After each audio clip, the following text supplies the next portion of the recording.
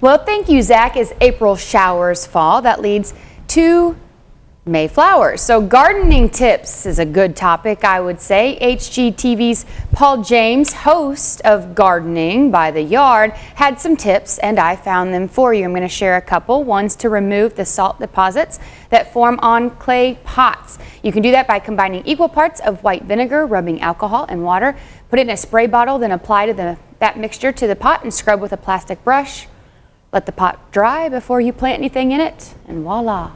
Then to prevent accumulating dirt under your fingernails while you work in the garden, draw the fingernails across a bar of soap. Then it seals the undersides of your nail. Dirt cannot collect between all of them. And then when you're done, just use a nail brush and get the soap out nice and clean.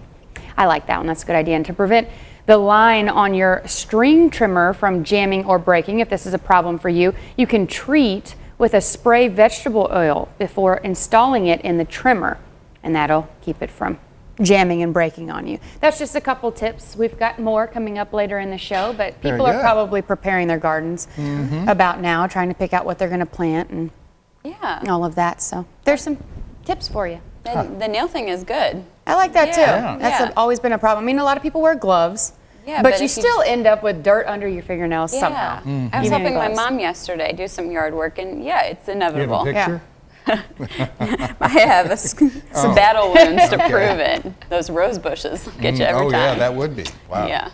Well, as April showers fall, they lead to May flowers. At least if you prepare your garden correctly, they will grow. HGTV's Paul James, the host of Gardening by the Yard, has a lot of gardening tips for you, and I'm sharing some of those.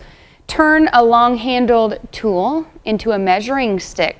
Simple thing that not a lot of people think of. You can just lay the long-handled garden tool on the ground, and then next you place something next to it. Then you can use your permanent marker, and you don't have to go out and buy all this stuff. You can just utilize what you've already got.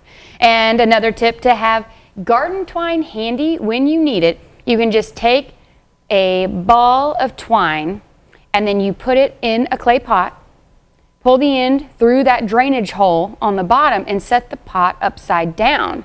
So it's like a dispenser, and you never have to look for twine again. People are always getting it all jumbled up and in a big mess. I thought that was a pretty good idea. Little clay pots also make great protection for young plants from like sudden overnight frost and freezes. And as you know, we can never really, well, I hate to say that in front of Zach. You're a very good predictor of what's going to happen here in Missouri, but it is hard to predict the weather. It goes from here to there, so those clay pots will help if something sneaks up on us like that.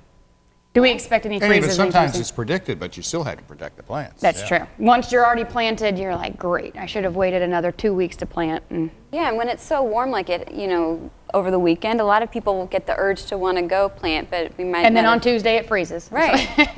We might not have seen our last frost. So, could be a problem. All right, well, there's some more tips. We'll have more throughout the week here.